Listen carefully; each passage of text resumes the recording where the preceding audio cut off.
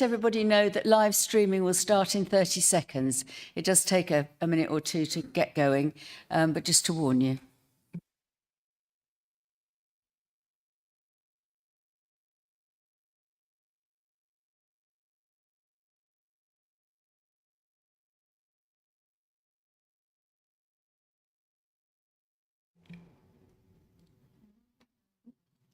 Look, I'm up there.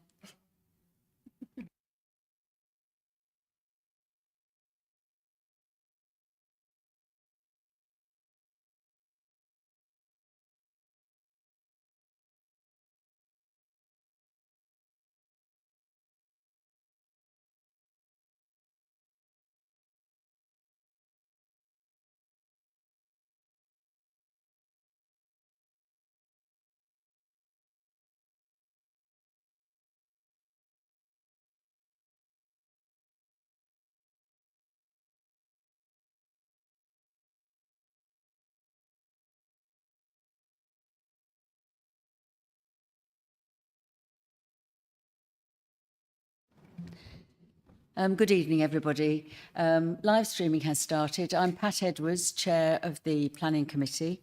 There's no fire alarm planned for this evening. Should the alarm sound, please leave by the nearest available emergency exit. Two of the closest exits are through the glass door behind you to my left, over there, and through the double doors on the riverside behind you. Please muster at Café des Amis. Members of the public are welcome to make their own recordings of the meeting using whatever non-disruptive methods they think are suitable. I would like to remind everyone present that this meeting is being minuted, recorded, filmed and made available to view in live and archive form via the Council's website. If you're seated in the public gallery, it is possible that the cameras may capture your image. If you wish to avoid being filmed, it's recommended you make a member of staff aware who can direct you to where to sit. Otherwise, consent is assumed. It'll only be in the background of speakers in committee talking. The Westgate garden gates on the riverside are locked, so members of the public must leave the Guildhall by the side exit behind the glass door. Sarah, do we have any apologies? No apologies, Chair. That's lovely. So we don't have any substitutes. Declarations of interest. Sarah, can you read any declarations we've got in advance and the generic one that applies to? Thank you. No interest received in advance, Chair. All or some councillors may have received correspondence from or spoken with applicants, agents, supporters or objectors, and some of the public speakers may also be known to members of the committee due to their work as councillors. Neither circumstance prevents councillors from participating in the meeting. However, any councillor who considers that they do not have an open mind in respect of any item on the agenda should not participate in the meeting when the relevant item is to be discussed. Thank you, Sarah. Councillor Jones. Thank you, Chair. On item 6 on the agenda, Oakley Buxton Road, when that comes up on the agenda, I will leave the meeting. Thank you. That's fine. Thank you. Councillor Buckman. Yeah, I called in item number 8, but I do still have an open mind on that, so just thought I'd declare that. Declarations of interest this evening. That's fine. Sorry. We have 8 public speakers tonight, and they will be heard immediately after the officer's presentation for each relevant item. The first item that we're deciding tonight is the minutes of the meeting on the 17th of September 2024. If people are happy, I would like to just confirm by general assent. Could you raise your hands if you agree? That's lovely. We can confirm by general assent. Thank you. Then we go on to application number 6. So, Councillor Jones here. This is CA 23-02152, Oakley, Bullockstone Road, Herne Bay, pages 11 to 21 in the pack. Could I ask Christian de Grusa to introduce the report, please? Thank you, Christian.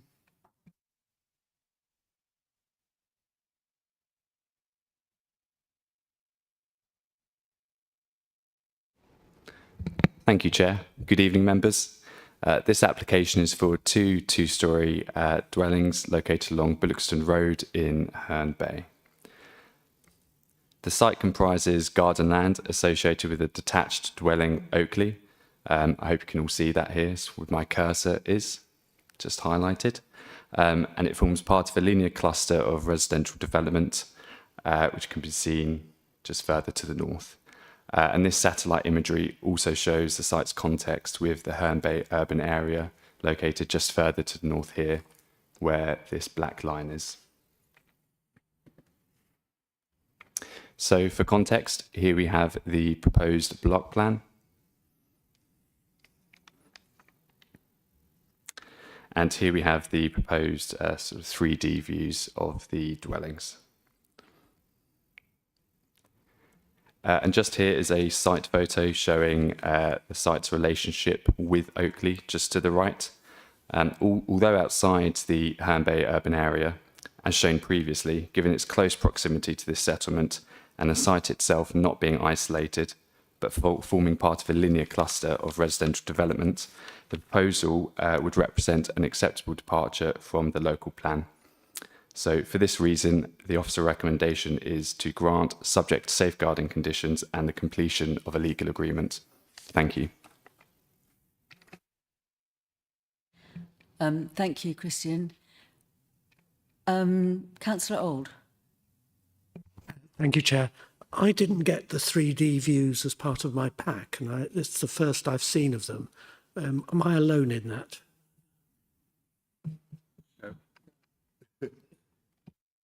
Councillor Auld, there's usually a link to the website. If you normally you'd be able to find it that way. Did you want to have another look at them? Is that what? I'm happy for us to just put them all up again so that you can have a look. Christian, is that all right? Yes. Yeah. Thank you very much, everybody.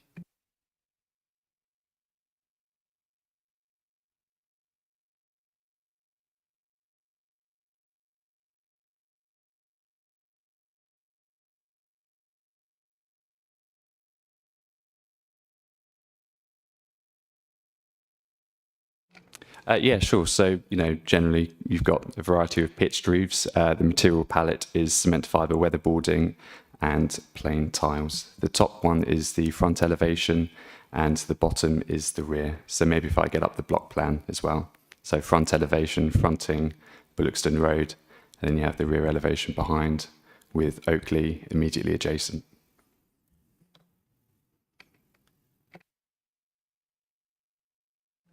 Thank you.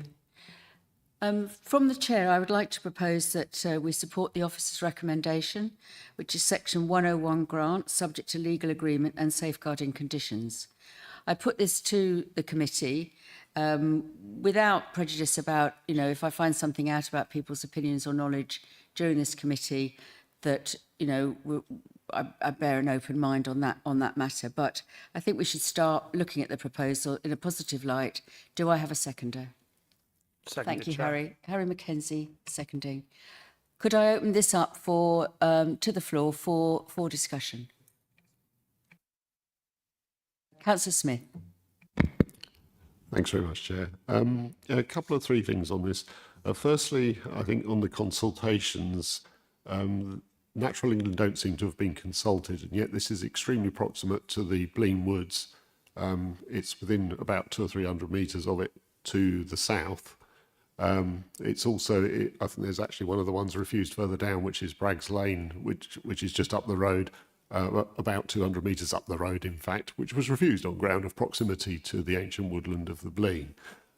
So, although there is some gap between the two, it puzzled me that there is no report from Natural England about that, and that they didn't seem to be consulted. There's also, I note that the road has been improved, but obviously it's been improved with the extension of the Herne Bay urban development in mind, with the increased amount of traffic flow. And this particular property is actually on a gentle slope down a hill and bearing slightly to the left as it goes down the hill from the main Canterbury Road towards Greenhill. So there's a slight lack of visibility. Obviously, KCC highways were consulted, and there is now a footpath, I think, along there. As I had clarification from the officer earlier. I should, but it strikes me that there are some difficulties also on the traffic side of things. There's also reference in the minutes at several points to this being related to the views of us being close to outside of the in presumption, although we're not currently in presumption yet. So I was slightly perturbed at that, given that we are not in presumption yet, and this is outside the local plan. It's outside the urban area. So there are several factors which don't quite gel. It's also on the south side, where, as I mentioned, the proximity to the Blean is there. So it's from any ecological impact, that's actually an area which is growing as the proximity to the Blean is becoming more and more high profile, shall we say. And this area, Thornton Wood area, which runs along behind these areas of land, within about 200 or 300 metres or so, going into the rural area from the back of their gardens, obviously adds to that connection. So I was slightly puzzled by all the lack of information on that. Thank you. I'm going to ask Stevie Andrews to comment on the overview of the Blean. Thank you. Okay, thank you, Chair. So in terms of the Braggs Lane application that you referred to, that was in the appeal summary, now this site directly backed onto Ancient Woodland and Triple SI. So there was some, as part of the proposal, there was a buffer zone proposed, but there's some concern from KCC Ecology around the management of that buffer zone. Now the inspector considered that could be controlled by conditions, so he found there to be the impacts on the Ancient Woodland and the Triple SI to be acceptable. In terms of this site, this is some distance from that Ancient Woodland and Triple SI. It doesn't back onto the site. There's quite a distance away. It's on a different road. There's a number of fields that provide that distance between the application site and the Ancient Woodland. So on that basis, we've not established that there would be any harm as a result of the proposal. If I can go back on the other 2 points as well, I think you raised concerns about the visibility from the existing access, and that was carefully looked at by Kent Highways during this application. They were satisfied that adequate visibility displays could be achieved from the access.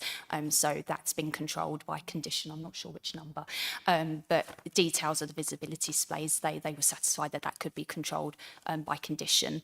They also looked at the uplift in vehicle movements as a result of the two dwellings, and that also found that to be acceptable. So on that basis, we found that there wasn't any harm to highway safety. In terms of the presumption point, as you quite rightly said, we're not currently in presumption. However, the figures that we have submitted to government does show that delivery of housing in the district has fallen beneath the threshold. So when those figures are published, then we will be back in presumption. So there has been a delay in publishing those figures, and that's as a result of the election, as a result of the consultation that's being carried out on the NPPF as well. So that position's likely to be published in the new year. So whilst the official position is that we aren't in presumption, we know we will be going back into presumption. It's not a question of if, it's a question of when.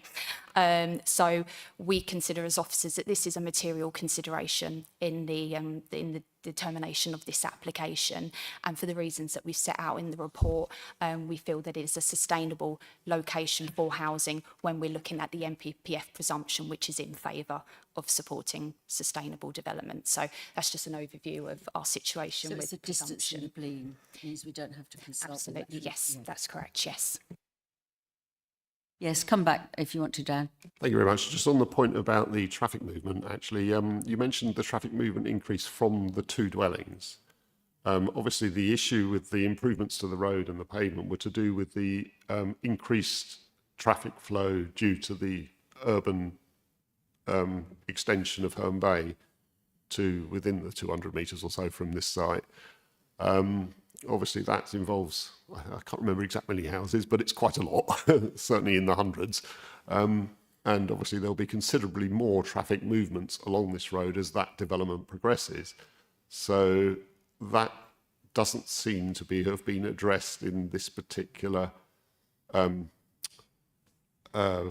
decision from KCC Highways, where they've looked at obviously the issue of the 2 properties additionally, but not, as you mentioned, but not the increased traffic flow relating to the development when it's completed, which hopefully will be within the next few years. So that in itself seems to be somewhat puzzling in that sense.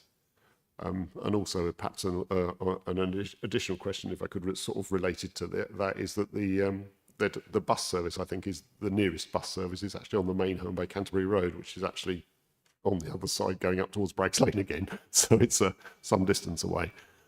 Thanks. Thank you. Any other comments? Yes, Councillor Bothwell. Thank you, Chair. Yes, I note that the officer's report refers to the draft local plan as being as having relevant policies, and that's also included in the conclusion to the report, where the officer states that the draft local plan to 2040 is a material consideration, and yet I don't see any assessment of biodiversity net gain or net zero operational energy consumption in the report, nor did I notice anything in the applicant's accompanying statement about energy consumption. So I was wondering why that has been omitted from the report.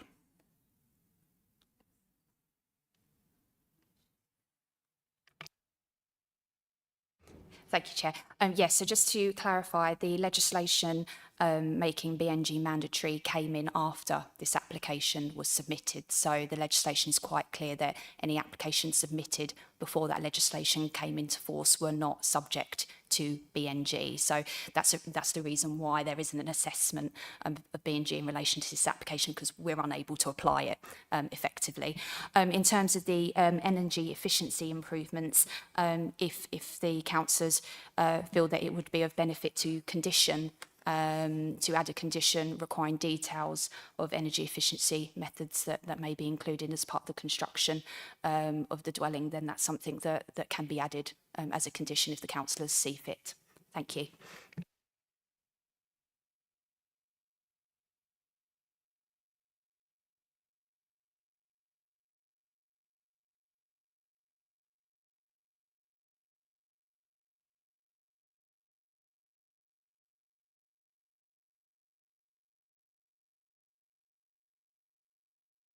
Councillor Bothwell, did you want to come back on the issue about energy efficiency? Yes, could I propose that there is a clause added to the approval document requiring the applicant to submit an energy statement outlining the anticipated energy consumption of the buildings and recommend that they go for the standard in the draft local plan?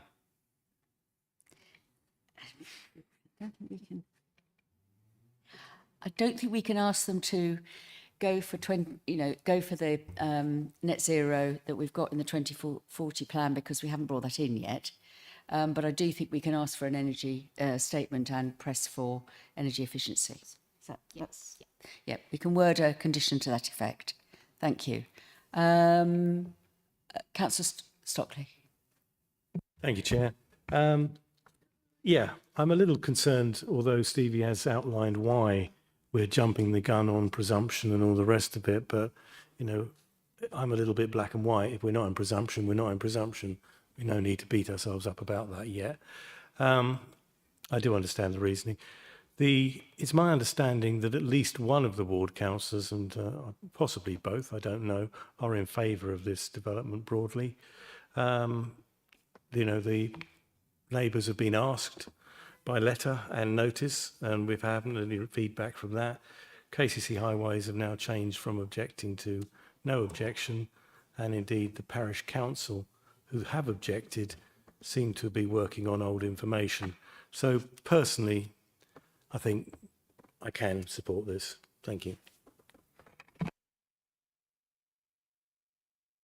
Councillor Castle. Thank you, Chair. Just a really more light-hearted one. I could ask why the bike stores are at the very back of the garden on the site plan. Seems we love a set of bikes. Just seems an odd condition to require it to be at the back of the garden when there's a massive front garden.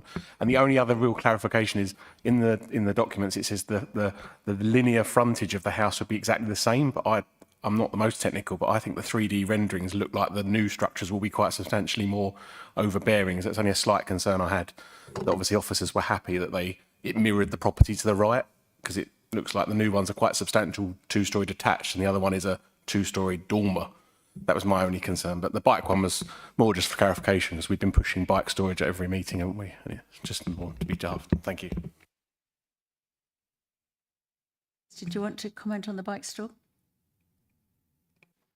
Yeah, sure. I believe one of the conditions relates to the submission of cycle storage details, which is a standard condition. And if it's not, we can include it so we can clarify the location, and KCC Highways will be consulted on that as well for their thoughts. But generally, KCC Highways took a look at cycle storage as well as part of their consultation, and as part of that formed their no objection position. Yeah, go on. Just to confirm, yes, condition 4 requires those details to be submitted.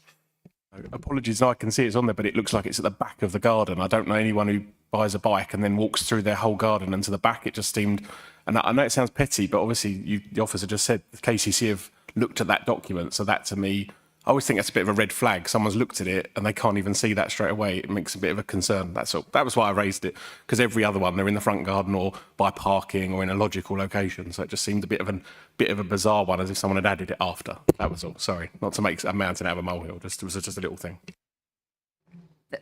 The officers are happy to look at that. Councillor Naomi Smith. Thank you, Chair.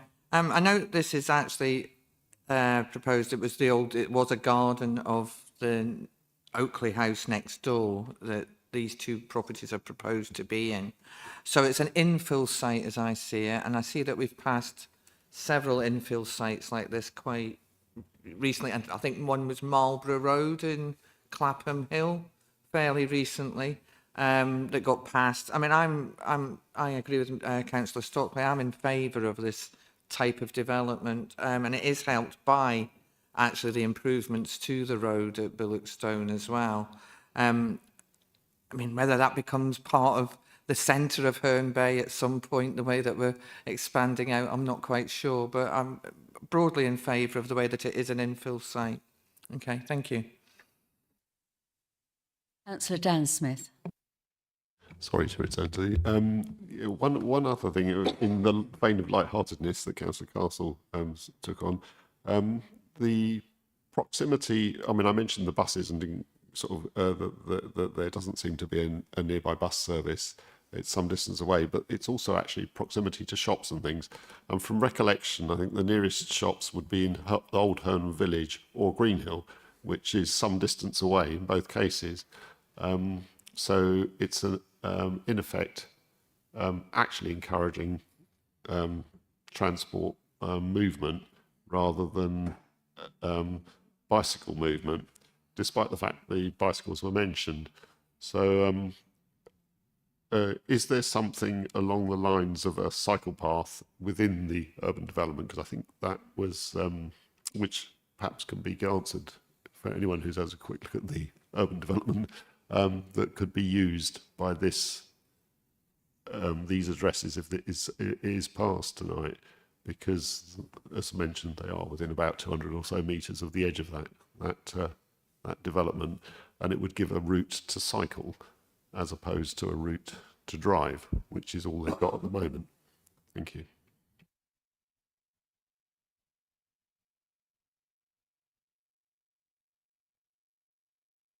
I don't think we're aware of a cycle path for this development at the moment. So I think that's the answer. We can't make it a requirement that they put one in, I don't think. So I think we should leave that. If there's no other comments, could I move to the vote? I'm proposing section 101 grant subject to legal agreement and safeguarding conditions. Councillor Bothwell has proposed an amendment to the conditions. Could you read me what we've got? So it's the details of energy efficiencies to be provided, submitted to and approved by us. It's submitted to and approved by us. So we'll add that condition. And I've got a second to Harry Mackenzie. Could we move to the vote? Vote in favour is a vote to grant. Thank you.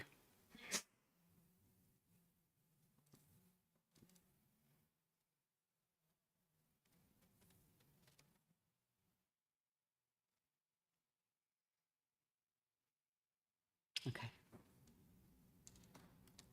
All right, Sarah. Vote carried, Chair.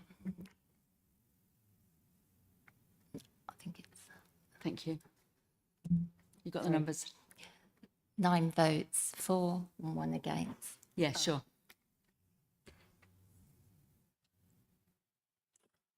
It was 11, 1. It was 11 in favour, 1 against, 1 not voting.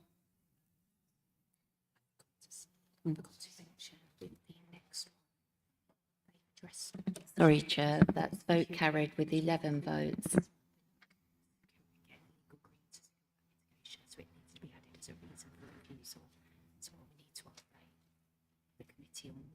What do you mean? So with Warden Hall Farm, they can mitigate their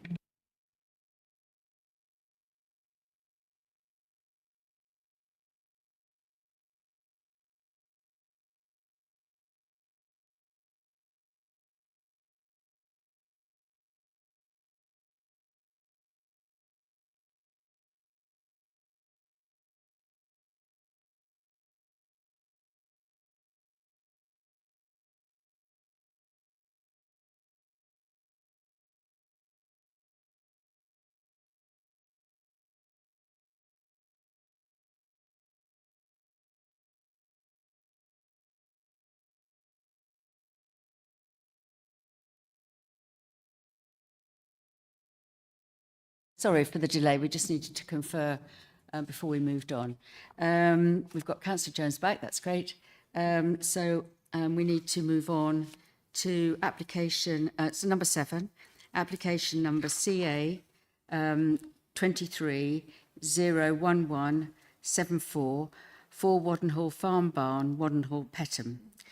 Could I ask the Planning Officer, Christian de Gruyser, to introduce the report? Thank you. Thank you, Chair. This proposal is for a single-storey detached dwelling located along Wadden Hall. So the site comprises land to the north of Wadden Hall Farm Barns, which is a former farmstead that has been converted to dwellings, which, from the satellite image as shown, can be seen in context with the surrounding area. So a big red arrow, hopefully everyone can see that. That's where the application site is. Here we have the proposed block plan. So the proposed dwelling is this here, and then the converted farmstead is located further to the south here. Here we have the proposed elevations.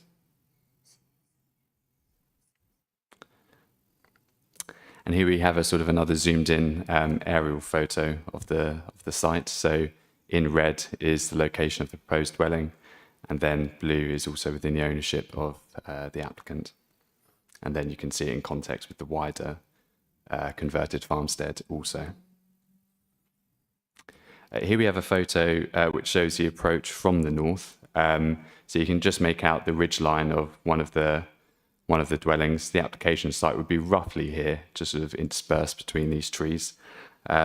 Overall, the proposed development is located within the countryside, and it does not fall within one of the exception criteria listed within policy HD4 of our local plan, which supports dwellings in these locations. So for this reason, the officer recommendation is to refuse. Thank you. Thank you. We have 4 speakers. Our first speaker is Karen Banks, who's the agent. Karen, you have 3 minutes from when you sit down and are ready to start. Can you help the lady with?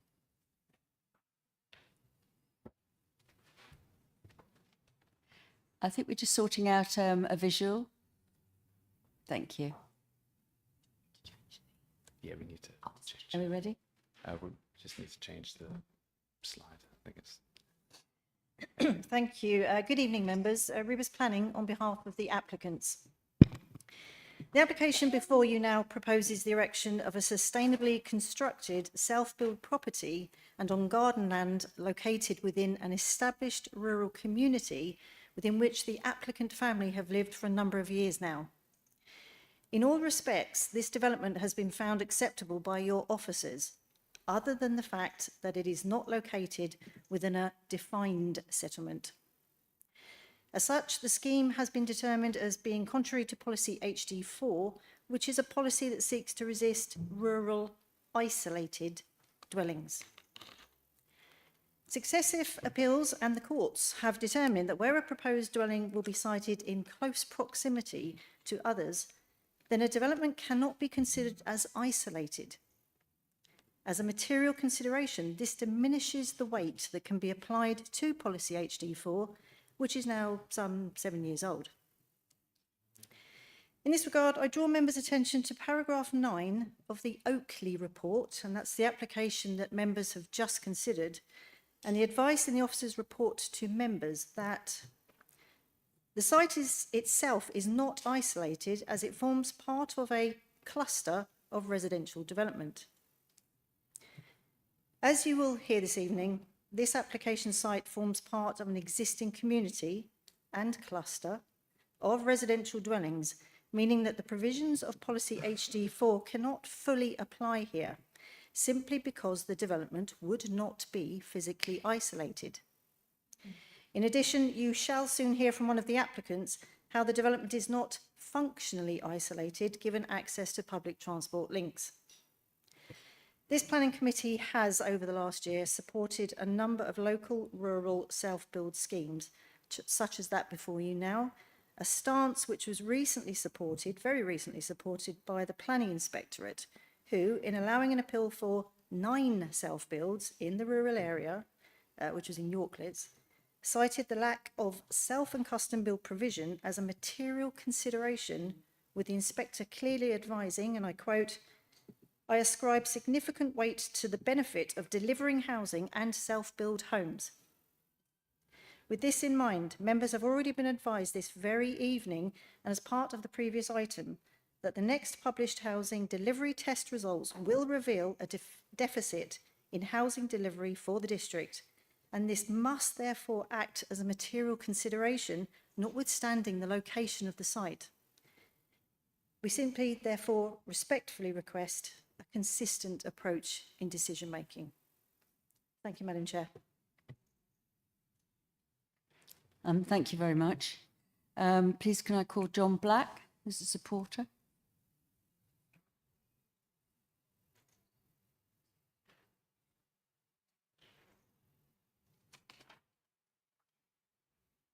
Good evening, ladies and gentlemen. Firstly, thank you for giving me the opportunity to speak this evening. I'd like to briefly outline why I wholeheartedly support this proposal. My property is the nearest property with our garden running opposite the planned site of the new build. In short, there are absolutely no adverse impacts on our property, and given the design of the new build, I think it could very much enhance the immediate environment of our area. The profile of the house is low, meaning that visually there's no impact on us at all. We have a fence that runs opposite the property, so from our garden we won't be able to see the planned property at all. There are no issues of privacy whatsoever, which of course is most important to us. The proposed property will be visible from the drive, but will be screened by hedging, so there'll be no real impact there, and given the design, again, I see it as enhancing rather than detracting from the area. From a further distance, the house simply won't be visible, and reflecting on this, I feel it is this lack of visual impact that makes this proposal very easy to support. Obviously, the property will have its own wastewater and drainage, so will have no impact whatsoever on the services to and from ours and surrounding houses. And Mr. and Mrs. Thomsett have talked us through at each stage of the planning proposal, so we have been very clear about how each stage would progress were permission to be given. and this has helped us very much in being able to support their application. We're very, very fortunate to live in a beautiful area. We're surrounded by nature. We have hedgehogs in our garden.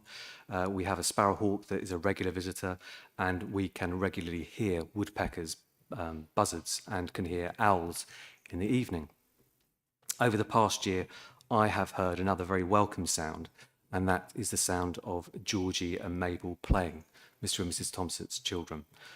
We are an ageing community, and it's lovely and seems right to have young people as part of that community.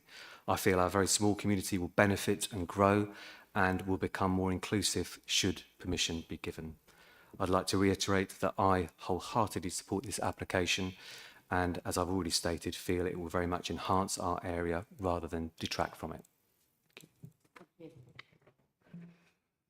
Thank you. Could I call Councillor Mike Bland, Ward Councillor?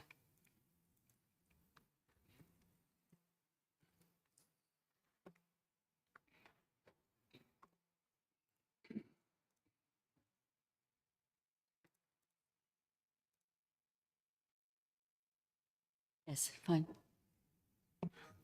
Thank you, Chair and members of the committee. As the local ward councillor, I'm speaking in support of Mr and Mrs Thompson's application. I have visited the site twice. I've read the applicable policy supporting the local plan and the current national planning policy framework. In considering the planning officer's reasons for refusal, I find these lack the balanced consideration of exceptions in rural settings, including AONBs, which when included would lead to a decision to grant this particular application. The NPPF describes that balance in para 38. Planners should work proactively with applicants to secure developments that will improve the economic, social and environmental conditions of the area. It continues, in rural areas, planning policies and decisions should be responsive to local circumstances and support developments that reflect local needs. Should support opportunities to bring forward rural exception sites, etc. It should identify opportunities for villages to grow and thrive, especially where this will support local services. Mr Thompson is a builder running his own company, Flint Bespoke Properties Limited, since 2019. His business is largely in local village areas and is registered in Waddenhall. Mrs Thompson is a teacher and as of yesterday has taken over as manager of the nearby Bottingham Preschool, providing nursery education. Whilst not claiming rural worker exemptions, both are providing essential building and education services to their rural locality and a number of villages, and this is a material consideration. Approving this application would be in line with the NPPF, supporting a prosperous and social rural economy. Considering the report before you, I would observe the following. Firstly, it is a misnomer to describe the proposal as being in the open countryside. Actually, the site is located in a garden within the fenced boundary of the existing developed conversion of historic barn buildings and new build garages. Secondly, the fundamentally well-designed new home is in keeping with the historic barns and is at a lower elevation of the nearby new build garages. This minimises any obtrusiveness. Thirdly, the fenced boundary is already tree-lined, as you see in the picture, and the applicants are intent on further enhancing that by planting native species hedging to both increase biodiversity at the site and aid screening.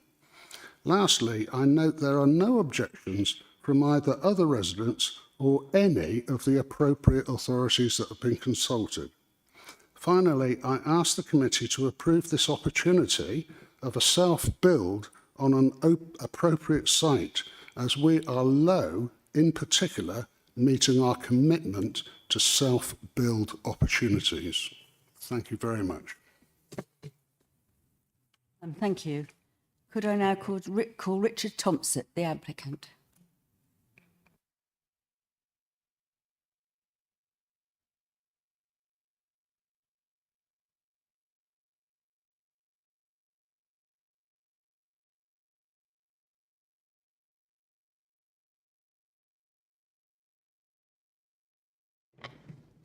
Good evening, Chair and Councillors, and thank you for the opportunity to address you this evening. My wife Sam and I and our 2 young children live together at Sam's parents' house within the Warden Hall community with a view of saving up to enable us to build our own home. Although we signed up for the self-build register, it became clear that we were very few self-build plots within the district, so Sam's parents gave us the opportunity to purchase part of their garden at Warden Hall Barns, where we've lived for the past 7 years. Given the change in policy, which fully supports self and custom-built housing, and with the skills that I've required becoming a local builder, we felt sure that the planning department would support a small-scale, self-build family home, which, being situated alongside our extended family, would meet a number of policy requirements, particularly in regard to sustainability. It would be extremely sad to have to move away from our community to take up another valuable family home in the district, especially when there is such short supply. Living at Warden Hall, moving away would only increase the number of vehicle movements, as we'd have to commute back to this very location for childcare and to care for our animals. We both work locally, and my wife is in the process of opening a nursery school in the neighbouring village to support our growing number of local families in need of nursery provision. We've deliberately designed our self-build home to be modest in size and to blend seamlessly with surrounding residential buildings, planting native hedgerows to increase biodiversity, installing solar panels, rainwater harvesting and air source heat pumps. And we were thrilled to be able to achieve nutrient neutrality against all the odds in a district where this is proving extremely difficult. So to read that our development was viewed as unsustainable was extremely disappointing. This was particularly the case with regard to when I know now as classed as functional isolation. Our community are quite used to walking down our lane to Stone Street to catch the local stagecoach bus, as many school children do each day. You will see from the picture I've circulated that the site is not set in isolation, but sits nestled within the Warden Hall community. There is nothing more sustainable than allowing a family in a rural community where they've lived for nearly 30 years to remain with their extended family and to continue to contribute to the local area. Samantha and I would therefore respectfully request that members give favourable consideration to our self-build scheme, and I'd like to thank you for your time this evening. Thank you very much to all the speakers.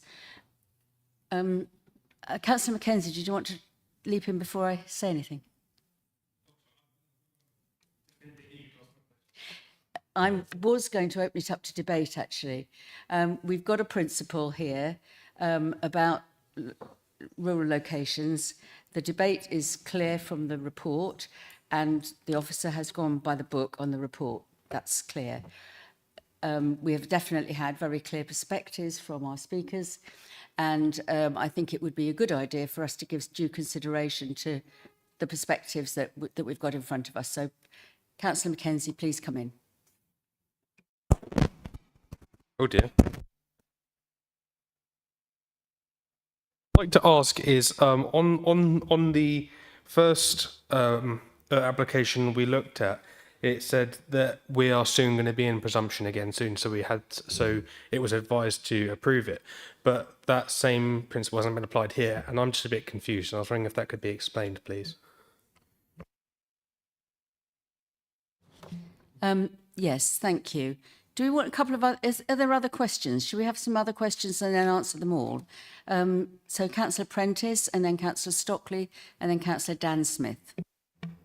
I have a few questions, but they're relatively brief, so I'll bundle them up. My first was, did KCC Highways make any comment on the application? Because although the paper in front of us suggests that there was no response, I'm not sure if they were contacted anyway. And on the planning portal, there's no indication of a response. On Stodmarsh mitigation, can I just sort of clarify that officers believe that there is sufficient mitigation regarding the nutrient neutrality issues? And a general comment really would be, I was sort of interested to hear the speaker talk about the children going to Stone Street to catch buses. And obviously, I think, you know, there's a less than ideal walking route to get there, but I suppose it still is in my mind that that's a relatively unsafe way to do that. But if that's something they're already doing, that's less of a concern now. So that probably puts that particular concern at rest. Thank you. Thank you. I think we would be wanting to condition the Stodmarsh mitigation if we were minded to grant the application. So we need to come back to that point. Christian, would you like to answer some of the questions so far? Or do you want sorry. Okay, fine. Stevie Andrews will answer. Thank you, Chair. So just touching on the Stodmarsh point, mitigation has been proposed as part of the application. That's a PTP, and we've consulted with Natural England, and they're satisfied that the development would achieve nutrient neutrality. So if the motion is from members is to approve the application, then we would need to secure that mitigation through a legal agreement. So that issue's acceptable. In terms of KCC, because of the small scale of development, it doesn't actually warrant their involvement, but we've made an assessment of the application. It is a single dwelling. Obviously, the vehicle movements associated with that will be limited. So we took a balanced view that there wouldn't be a sufficient impact on highway safety. So we found the application to be acceptable on those grounds. In terms of presumption, yes, that is a material consideration with this application. That's something that the members here can give weight to. Obviously, being in presumption isn't an automatic approval for any new housing development that is outside of our local plan. There is still the key consideration of whether this is sustainable development, whether it represents sustainable development in the terms of the NPPF presumption. So that is a material consideration. That's something that the weight can be afforded to by councillors. I suppose it depends on what weight you want to afford it in terms of the planning balance. I hope that clarifies. Thank you. I think we're Councillor Stockley, Councillor Dan Smith next. Thank you, Chair. We heard the possible implications of, put my glasses on, HD4. The term isolated was mentioned. I was wondering, could we have a quick refresh on that policy? For me personally, everyone else probably knows it by heart, but I don't. Could we have a quick refresh on that? Thank you. I am minded, I'm very supportive of self-build. I think the project fits well into its surroundings. I like the sustainability. I like the family. It's got so much going for it. I would just need to know that, if I may. Comment? Yeah, thank you. Thank you, Chair. So HD4, this looks at dwellings in the countryside, and there is generally a presumption against new dwellings in the countryside, but there are exceptions to the rule, and there's an understanding that there is a need to support some rural housing, but that needs to be in appropriate circumstances, in appropriate locations. So that policy lists the exceptions, I suppose, where new dwellings in the countryside are found to be acceptable. So that includes kind of rural workers who need to be located close to their place of work in the countryside. That could include conversions of existing buildings as well. And obviously we've got the farmstead here that was converted in the 1990s, and that was because of its architectural historic interest. So that's why that was supported at that time. Another exception is your your dwellings of exceptional and innovative design, so your kind of Grands design style housing, that's supported as an exception. But also another kind of exception that we support is social housing, where that is located on the edge of a settlement. So we are supportive of that as well, where that goes into the countryside, but it is related to the settlement and provides social housing that meets local need. So there are those examples where the local plan does support that. In terms of isolation, that's a term that comes in through the NPPF, and that talks about isolated development not being well related. And there have been appeal decisions, legal decisions around what isolated means. It can mean isolated in terms of not having any buildings nearby, but there's also the isolation point around access to nearby services and facilities as well. So there's kind of 2 points there, really. And obviously, as per the officer's recommendation, there's been an assessment that this is some distance from nearby settlements where there are those facilities that that can support housing. So, so yeah, I hope that's clarified that point for you. Thank you very much. That was very thorough, and I understand. Yeah, I think that so the MPPF is where the isolation element comes in. Thank you very much. I think we've got Dan Smith next, and then Dane Buckman, and then Keith Bothwell. Thank you very much, Chair. A couple of things. The bus service was mentioned a couple of times. So I just wondered if there were kind of a little bit more information about the proximity of public transport to this location. Obviously, it's a rural locations, but it would be a good idea to have some information on that. Also, I'm slightly puzzled. I think it was mentioned about, Councillor Mackenzie mentioned about the 3-year housing supply. I mean, one of the presumptions in favour of sustainable development is the local planning authority has at least a 3-year supply of deliverable housing sites. I'm finding it very odd, the decision that we've just made and the decision we have before us right now. There seem to be officers seem to have presented one case one way and one case the other way for no particular discernible reason, where if you followed by the rule, we would have refused both. And if you followed potentially sustainable development, we would follow what the decision has just been taken. Slightly puzzled by that. Wonder if you could clarify.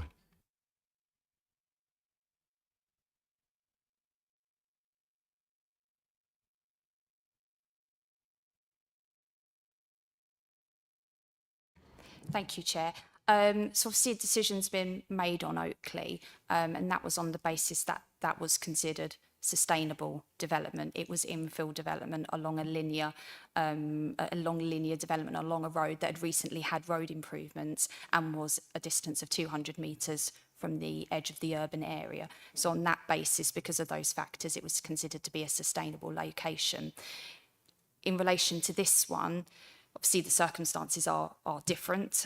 This is in the countryside. I think it was outlined in the report, the distances involved from the nearby settlements. I think it was 3 kilometres and 4 kilometres. So on that basis, it wasn't considered to be a sustainable location. Thank you, Chair. I think we should move on, because you know the arguments are whether or not you believe this is an isolated settlement. There are 5 or 6 houses on the site. I think they're mirrored by 5 or 6 garages that were built when the outbuildings were all renovated and changed. And I think members have to make their minds up about that. If I may though, Chair, I mean, I did ask a question about the public transport service, and that has been ignored again. Sorry, I don't know if anybody's got any more information about public transport. I don't think so. I mean, to be honest, I think this is more like the one we had at the last planning meeting in terms of a development along a road that, as somebody said, is not the best for walking, but that's where this settlement is, and that's where all these people already live. So if you remember that one, it was the end of Stodmarsh. Very similar debate about that.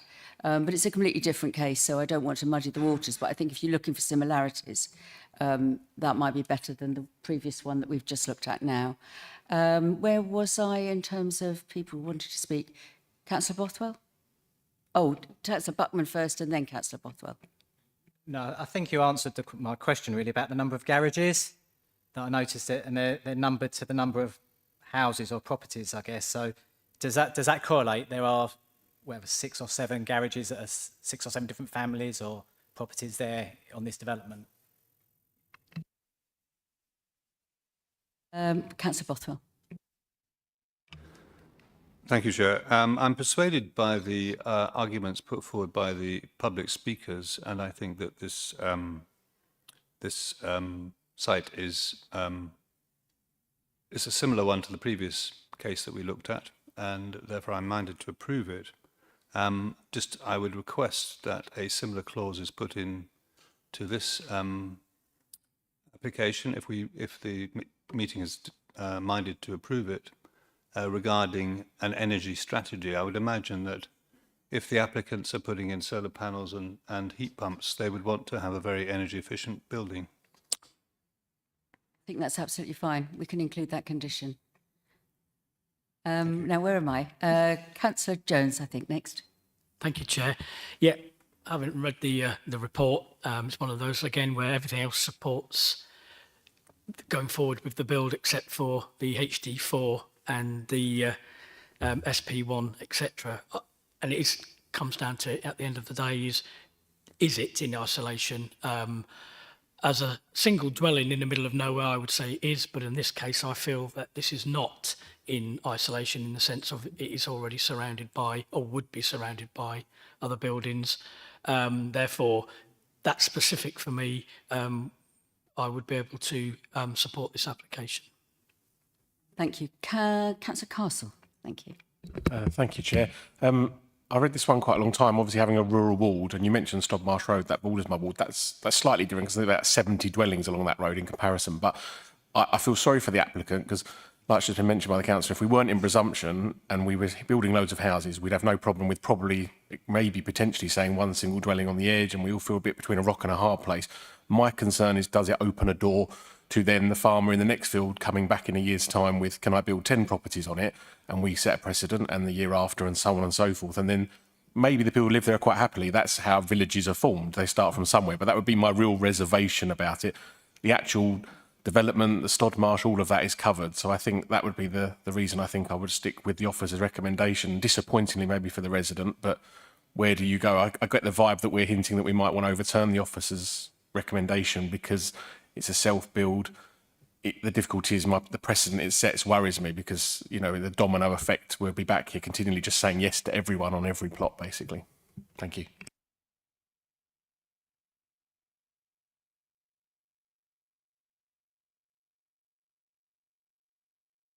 Just 1 second, I just want to confer.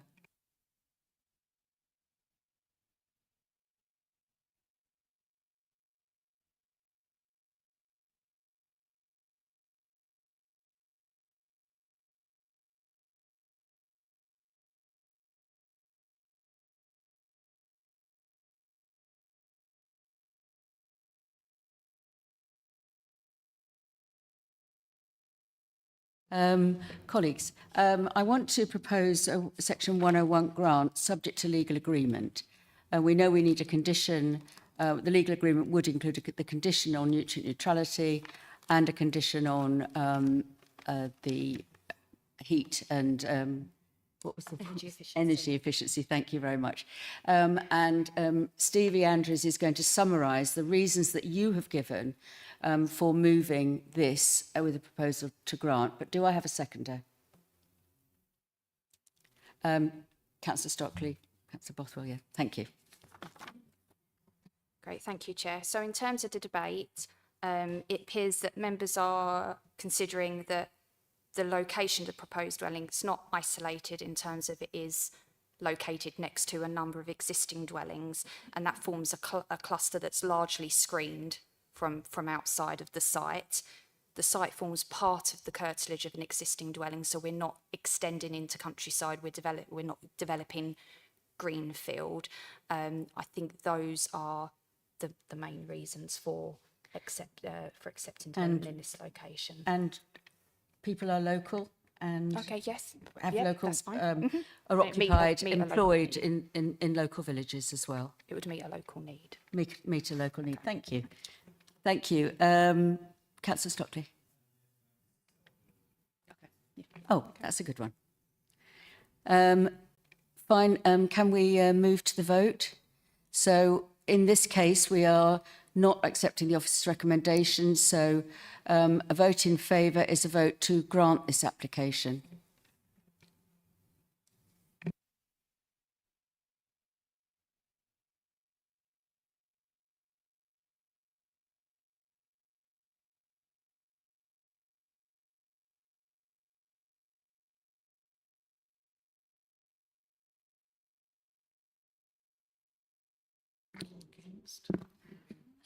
Carried with 8 votes, Chair, 4 against and 1 abstention.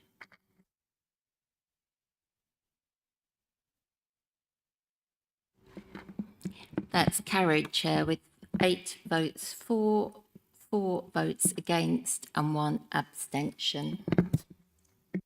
Thank you very much. Let's take a couple of minutes, 3 minutes, to allow people who want to leave now before the last application is heard to do so if they wish.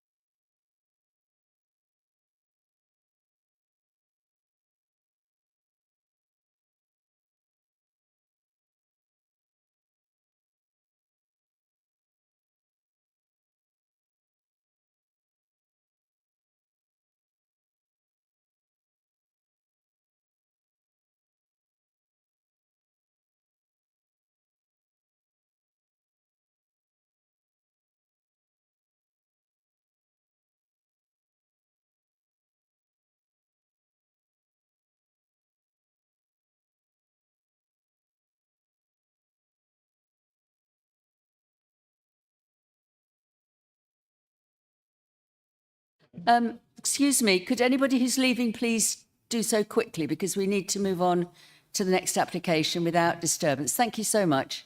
Thank you. It wasn't the end of the meeting, was it?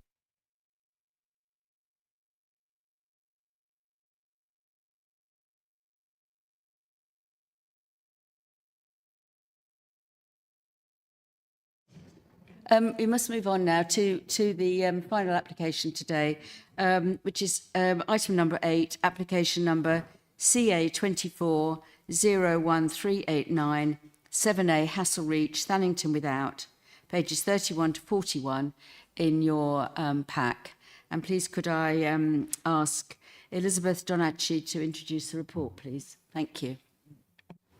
Thank you, Chair. Good evening, members. This application is for single-storey extensions to the northwest elevation, along with alterations to the existing dwelling, including the change in roof tiles to slate and the addition of roof lights to the northeast elevation. The site is 7A Hassle-Reach, a single-storey detached dwelling located in Thannington Without.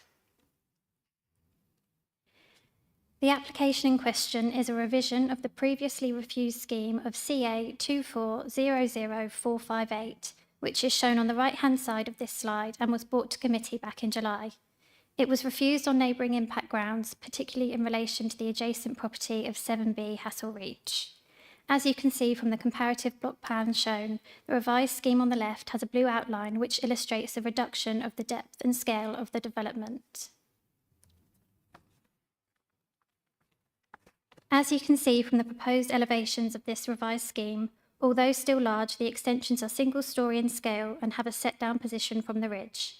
Additionally, the bulk and mass of the development is sufficiently broken up by a combination of both pitched and flat roof forms alongside a variety of materials.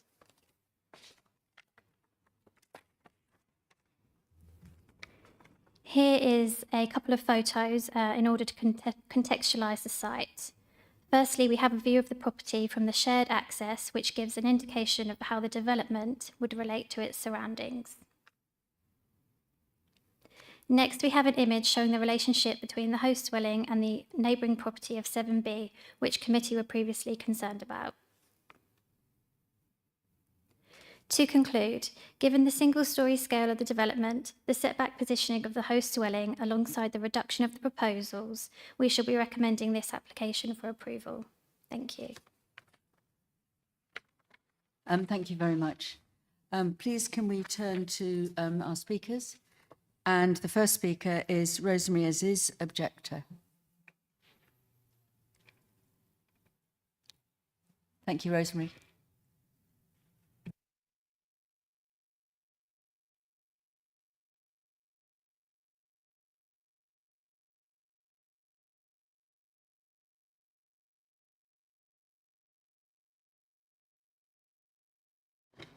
Good evening, everyone. I would like to draw the committee's attention to a number of issues which merit this application being refused. This proposal has made changes from the previous application, but its impact on the neighbouring occupier remains unacceptable. The proposed building would still be over twice the existing footprint, and the bulk of the enlargement would be in the northwest direction as before. It should be noted that building in this direction would be onto the front of the existing property. As with similarly designed bungalows in Hassel Reach that 7A is in line with, it is the frontage that provides the principal outlook towards the river. This outlook is generally open, light, and with a natural backdrop. Substantially extending in this direction therefore has negative consequences for the main outlook of nearby properties, especially the property immediately adjacent.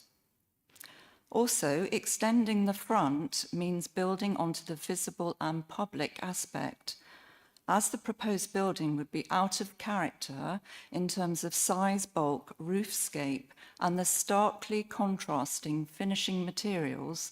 The result would be a conspicuous property seen at street level and from the public Stour Valley footpath. Turning to the impact the proposed building would have on the neighbouring occupier, this would be detrimental by negatively affecting outlook, light, and also privacy. The main pitch roof of the original building would be extended further forward than in the previous design. This would result in a higher building close to the neighbouring property, causing overshadowing and obstructing natural light as well as the afternoon and evening direct sunlight. After 37 years, a right to light has been established for the occupier next door, and this would be compromised. The pitch roof extension would also be visually intrusive and overbearing. The proposed building would affect privacy by overlooking, as the proposed floor plan on page 11 of the Design and Access document shows. Windows on the side of the extension would overlook from bedroom 4, the WC of the cloakroom, and especially from the office. Also, the proposed main entrance would have clear view of the adjacent property's living rooms. People coming and going from the proposed building would overlook and disturb next door's privacy. To conclude, the fact is that substantial extension at this site is only possible onto the northwest side of the existing building, and this has negative consequences for the outlook, light, and privacy of the neighbouring occupier. For these reasons and the negative impact on local visual amenity, this application should be refused as it conflicts with local plans and the National Planning Policy Framework. Thank you. Could I call our next speaker, Janice Brown, objector?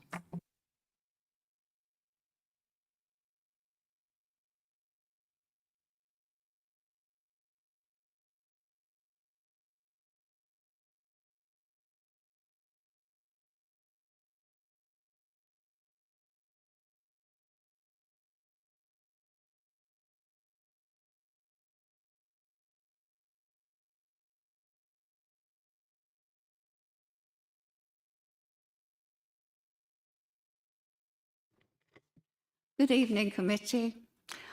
My name is Janice Brown. I live at 7B Hassel Reach, which is immediately next door to the proposed planning application. I've lived here for 38 years in quiet enjoyment. Although the revised design had some minor amendments, the following statements are still relevant, which support the refusal of the previous application.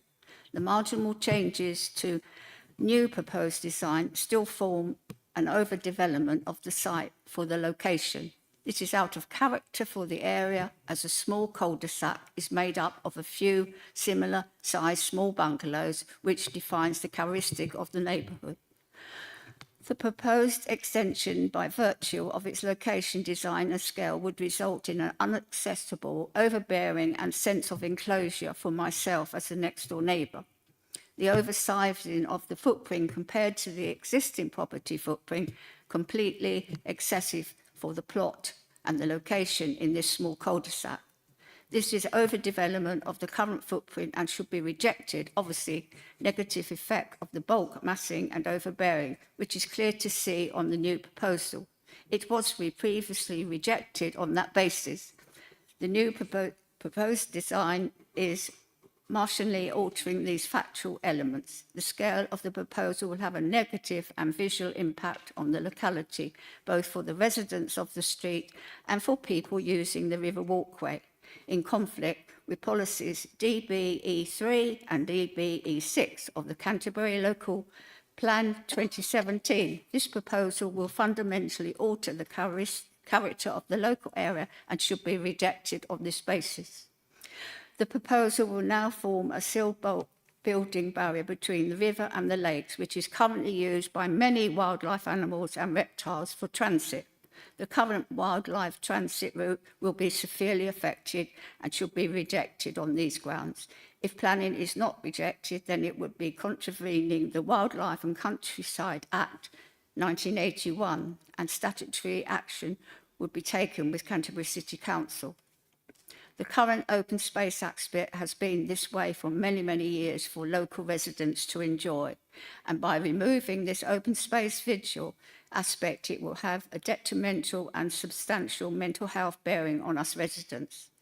The change in characteristics carry both a physical and human effort, which should be taken into account in today's society and be recognised by planners when making these decisions. The consequences of losing open space is well documented, and the effect it has on the mental well-being of individuals and communities. This application is contravention of the National Planning Framework and the National Design Guide and should be considered under the Canterbury Adopted Local Plan Policy SP1. Substantial development, which clearly states that consideration should be given to the needs of older generations whose usages of their homes is different due to the time spent in the home enjoying the local environment. Please can you reject this planning application under the grounds of the National Planning Policy Framework, as it is clearly states that the development should be restricted if the sustainable policy has been breached, which it has. As a minimum, Sorry, I you have should to be... stop. I have to stop you here. Oh, You've sorry. gone over by nearly a minute now. Sorry. Yes, that's okay. Thank you.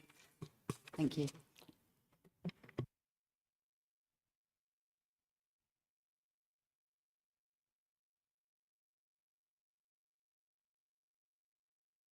Sorry, I hadn't got my mic on. Apologies.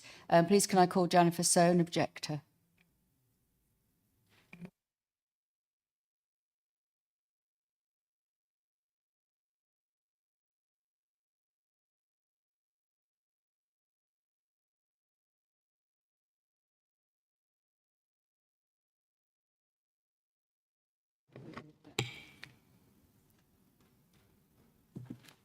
Thank you. This application does nothing to address the fundamental question, which is the nearness of the proposed exterior wall of 7A to the boundary and conservatory of 7B Hassel Reach. As with other plans submitted, no measurements relating to this very important point have been given. I would like to draw your attention to the mass of words written by and for the applicant, among which no notice, no attention, and no comment has been given to this core point, which is loss of outlook and the overshadowing the number 7B. Apart, that is, from a few cursory words buried within the architect's report. It is as though any negative effect on 7B would simply not exist.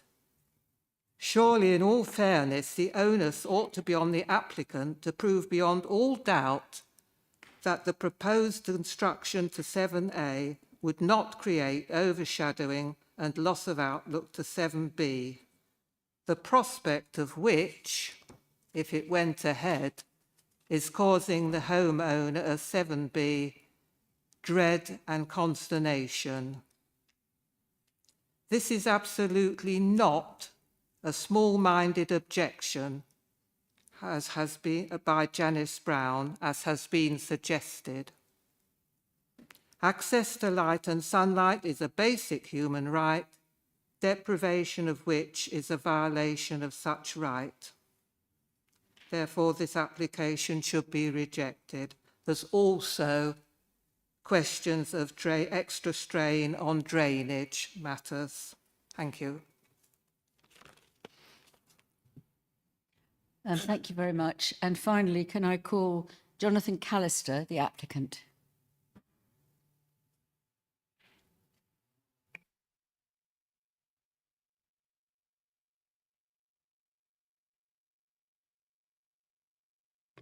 Good evening, all. Having listened to the previous comments at the committee, this application is a significant reduction in the overall footprint against the original application. It is also now a traditional build, keeping the gable end extending out and then a simplistic flat roof extension. There's been much speculation, inaccurate comments, tittle-tattle and untrue comments. I'm merely trying to extend a home for my family. This application, to be clear, is trying to create 4 bedrooms with bathrooms for my teenage children and my elder daughter. It has a small office, a living room and a kitchen diner. That is it. It's a family home. This is not an unreasonable request. Virtually every property along the river through Hasslereach and Tunford Lane have had a number of extensions, including 7B, which if you look on the planning portal will show 3 planning applications for extensions over time. Why? Probably because they all needed more space, just as we do. My children know Hasslereach, they feel safe and comfortable there. My 11-year-old daughter hadn't spent one night sleeping in her bed in the past 3.5 years in our previous house. Since we've lived at Hasslereach, she slept every single night in her bed. Please do not underestimate the significance of this. Without this extension, it does not work, and it's possible we'll have to move away to create more space. Equally, my middle daughter has an educational health care plan, and she's been unable to go to school since July.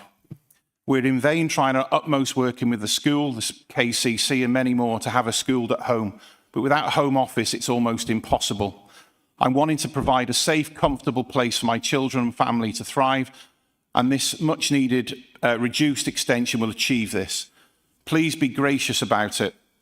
We've many friends who live in Hasslereach and Tunford Lane who've spent support comments to this application, as they're quite appalled by some of the comments they have read.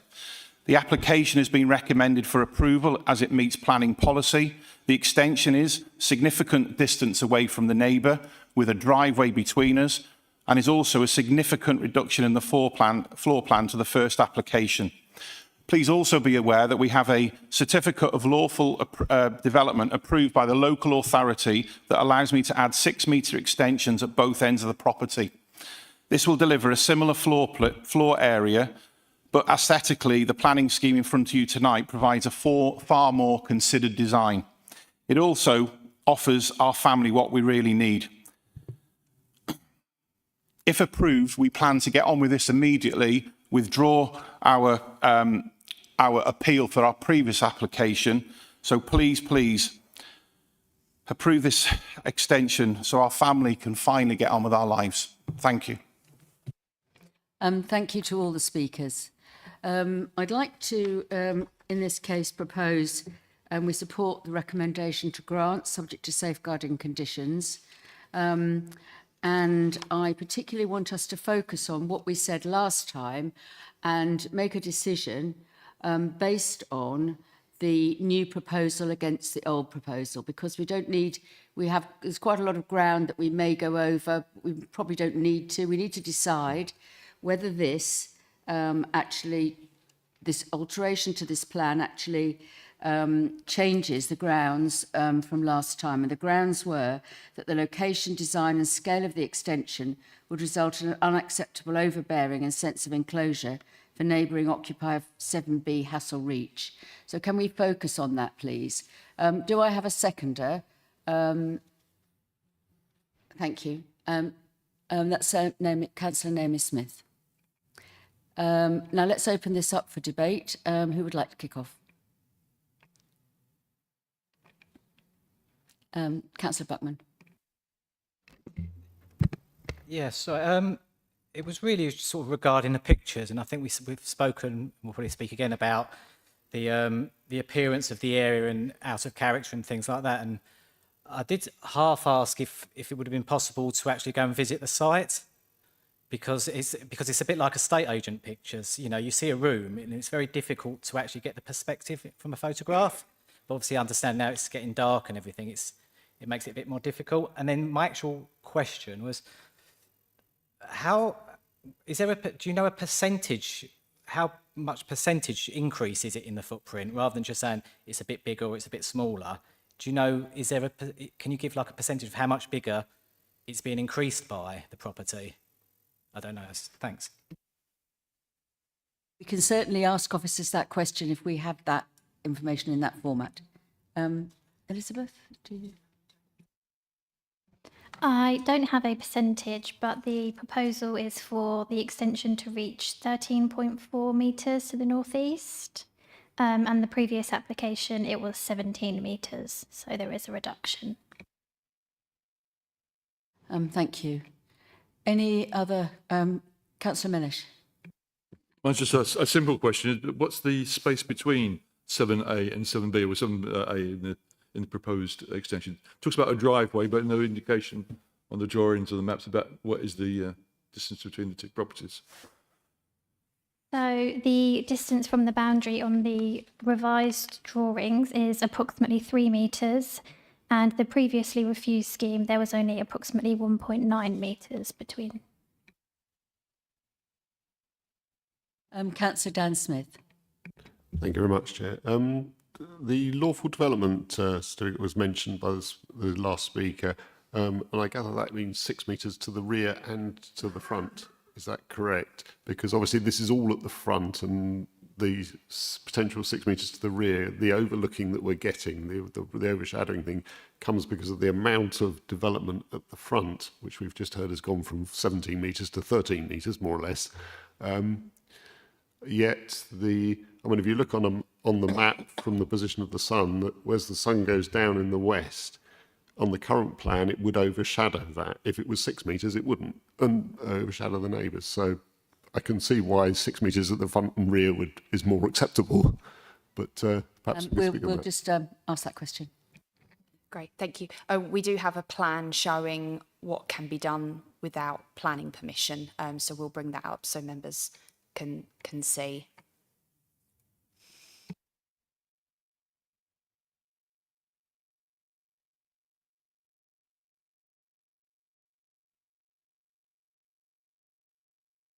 So it's the plan on the right-hand side is what extensions can be built without the need for planning permission. So under the legislation, the general permitted development order, the property can extend either side by up to 6 metres without the need for planning permission.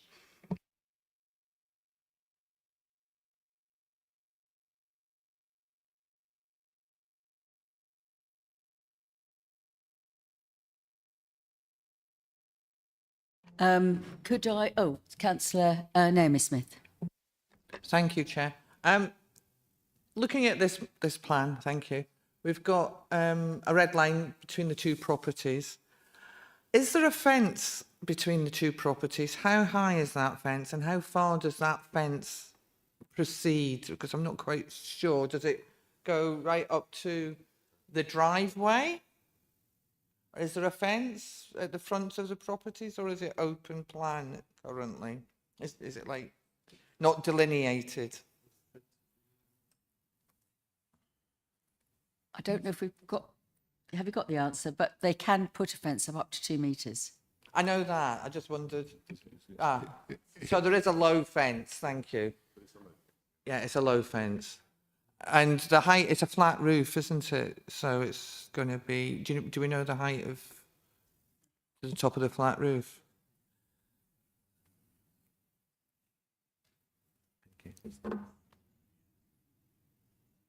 That's a bit that's going to stick out, isn't it? Okay, thank you.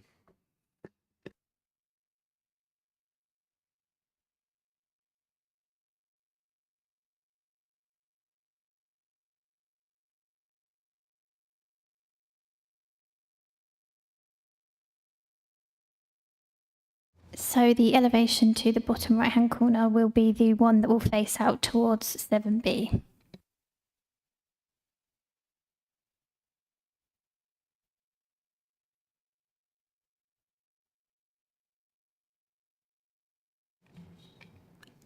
I think that's as far as we can go with that one, yes. Councillor Thomas and then Councillor Bothwell. Thank you, Chair. This one's it's always a difficult one when families want to extend and stuff like that. Looking at the floor plan or the plans on the that we've got, the resident at 7B, it's the dormer window at the front. When we flick through the pictures, it seems quite a big distance from the neighbouring property. I suppose my question is the new development that's been proposed, is that in officers' views overbearing on the dormer window of the neighbouring property? Am I making sense? Stevie Andrews will answer that for you. Okay, so it's a bay window to the property, the neighbouring property. It's not a dormer window. No, that's fine. Just to clarify, we're talking about the same part.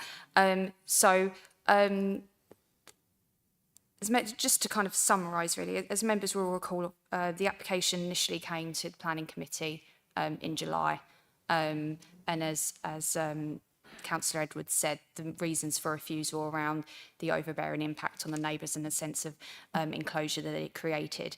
And from listening to the debate, if you can bring up the block plans, please. That's it. So from listening to debate, what I understood was that the committee were concerned about the garage element that wrapped around the neighbour. So if you can see the plan on the left-hand side, you can see the blue outline, and there's some text within the blue outline. And my understanding from listening to the debate was that that element of the extension was the main concern by councillors, by members, and the overbearing impact of that particular part of the extension on that neighbour. Now, that element has been removed from the scheme, so it's been bought away from the neighbouring property, and the depth of the extension has been reduced as well. So the key consideration really is, has this revised scheme addressed the previous reasons for refusal and the previous concerns that the committee had with the original application? Thank you. Yes, I think it was a wraparound nature that we were very concerned about. Councillor Prentice and then Councillor Thomas. Thank you, Chair. Sort of looking at a bird's eye view of the area, you can see that a lot of precedent. You can see a lot of precedent from previous developments over the years in terms of how the various sort of bungalows have been extended, and so there's obviously a sort of a tradition of extending these types of homes in the area. I do see that the revised application, the new application, is less, I would call it sprawling, and the removal of that garage is sort of, I think, makes it more favourable. So I'm more minded to support on this occasion, although I do have a lot of sympathy with neighbours because it does, it's still a big extension. But I do, you know, it's not a planning reason to support something, but you know, there are some factors here which I think are quite important when listening to speakers. So those sort of sum up my thoughts on this, really. Thank you. Thank you. I think I missed Councillor Bothwell out, actually, and then I'll come to Councillor Thomas again. Thank you, Chair. Yes, I would agree that the currently planned extension is less damaging than the previous one, but I still don't think that's a sufficient argument to say that it's acceptable. The existing current plan represents, in my estimation, at least a doubling of the footprint of the existing building. And it goes, and most so significantly for the neighbour, it goes in front at the front of the building, not at the side or the back. So it will have a major effect on their outlook from their bay window at the front. So I'm not at all convinced that this is going to be acceptable. Thank you. Thank you. Councillor Thomas and then Councillor Naomi Smith. Can you come back to the photographs at the front of where the bay window is? Sorry to be a pain. This one's a very difficult one to actually work out, and I just do think that possibly a site visit on this one is possibly the way forward on this, because actually on the floor block plans we got on paper, it looks very intrusive and overbearing to the bay window. But looking at the photographs, with a side extension on that, looking on the front element, and we've taken away the garage, in balance, I'm sort of toying with the idea that I agree with the officer's recommendation. Yeah, that's where I'm at. Sorry, Chair. Thank you. Councillor Naomi Smith. Yeah, one of the things that came up from some of the speakers was loss of light, loss of daylight, and has a light survey been done to show whether there would be a loss of light? I understand that also there was a loss of an overview, but you don't have necessarily, I believe, the right to have a view in planning terms. So I just wanted, but one of the things was about the loss of light. Thank you. Okay, thank you. Yes, reference was made to a right to light. That's not a planning matter. That's not something we can take into consideration. That's more of a civil legal matter. But what we can take into account whether there is a loss of light as a result of the development. And sorry to go back to the original decision by the committee, but that was in terms of the overbearing impact in the sense of enclosure. In all other aspects, the scheme was found to be acceptable. So just to reiterate that point. Thank you. I think I've got Councillor Dan Smith and then Councillor Castle. Oh, and then Councillor Stockley. Thank you very much, Chair. The picture we've just got up on the screen at the Mo, I think the shadows there, I mean, I gather that picture was taken in the morning because from from your north-south pointer on the map I've got in front of me, that would suggest that comes from the east side. So as the sun goes round on the west side, any development coming forwards will overshadow in a sort of to a similar degree. And I think actually Councillor Thomas's and Councillor Buckman's suggestions of a site visit, in order to judge that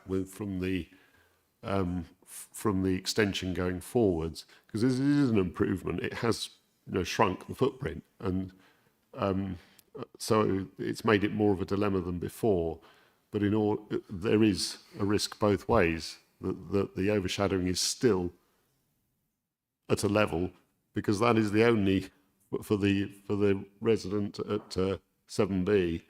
That's almost going to be their only sun hitting that bay window as it comes round to the west side, and putting a building in front of it, if it's overshadowed, would block that completely, or potentially block that completely.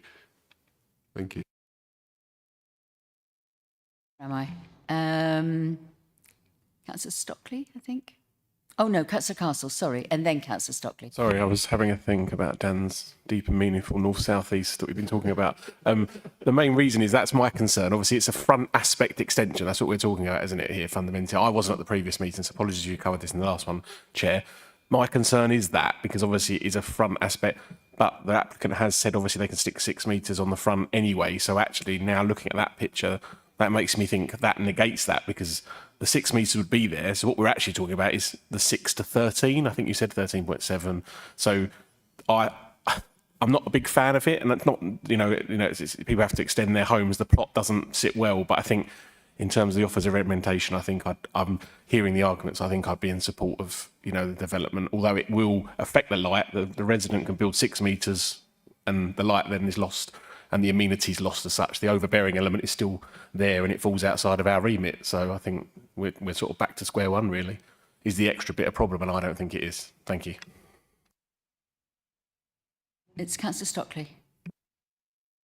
Thank you, Chair. I think the answer Stevie gave about the right to light, I understand from past questions that there's normally a so many metre separation, and if it's over that 3 metres or whatever, then there isn't a loss of light, technically.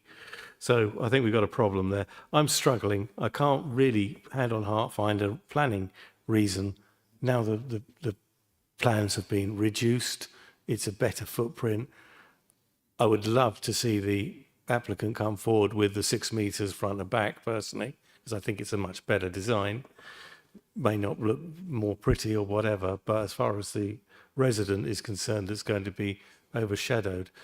The extension on the back would cause no problems, whereas the extension on the front is going to cause downgrading of a lifestyle, certainly. So, but it's not a planning reason, therefore I can't, hand on heart, say that we can refuse this, really. Thank you. And thank you, Councillor Prentice. Chair, there may be those of us who are in favour, maybe those of us who are not in favour of this at the moment. At the moment, I personally feel I can't vote either way.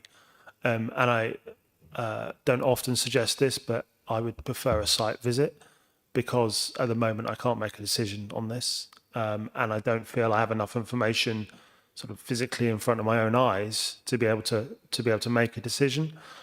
If that's not possible, I would go and do a personal site visit, but I recognise that, the application is before us now and tonight, and we are expected to make a decision, but I would prefer a site visit because I feel it's too difficult to make a decision on this right now. Councillor Prentice, do you want to propose that and see if we get a majority in favour? I'm happy to propose a site visit. Hold on. Apparently I have to take the first motion first. Just a minute.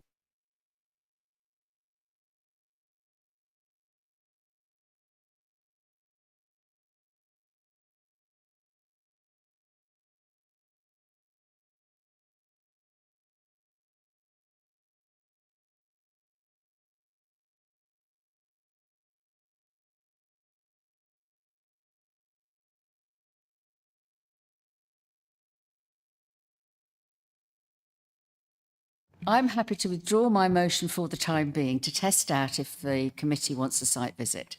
So if we're all agreeable to that, Councillor Prentice, you can propose a site visit. Hang on, he has to propose. We have to have a form.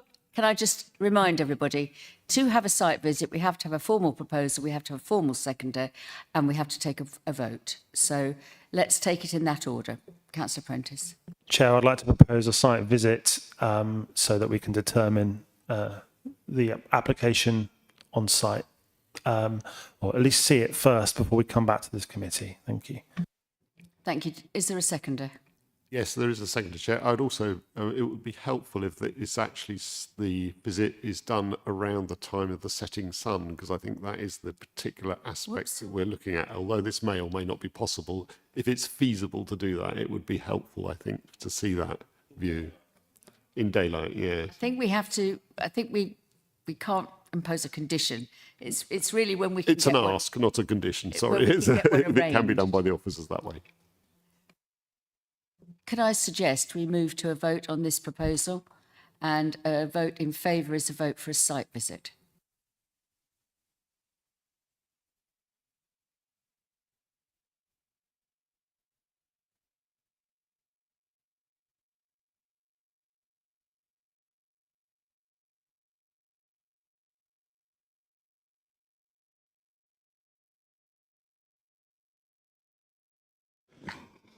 Thank you, everybody. So that's the decision on that one. Do I need to make any other comment about that at this stage? We'll have to send the arrangements out next week or two. So we'll have to send arrangements out in the next week or so to arrange a site visit and organise that with the applicant. And yeah, thank you. Thank you very much, everybody. So now we need to move on to the planning appeals report. Are we? Yeah. Which is at the end of your papers, and I'll ask Stevie Andrews to comment on any highlights. Thank you, Chair. So I suppose the main highlight really is the Addison Woods appeal decisions that we had through on the enforcement notices that were served on buildings that were erected in the woodland. So that's of note to members. That's the only one really, if I'm honest. Thank you, Chair. Does anybody have any questions about any of the others? That's another opportunity if you just wanted to ask Stevie anything. And if not, then I can confirm that, as far as I know, there's no urgent business to be dealt with in public, and we haven't got any other business under the exempt provisions. The date of the next meeting is the 10th of December, and we formally close the meeting at 9:45? 8:45. 8:45, I can't see.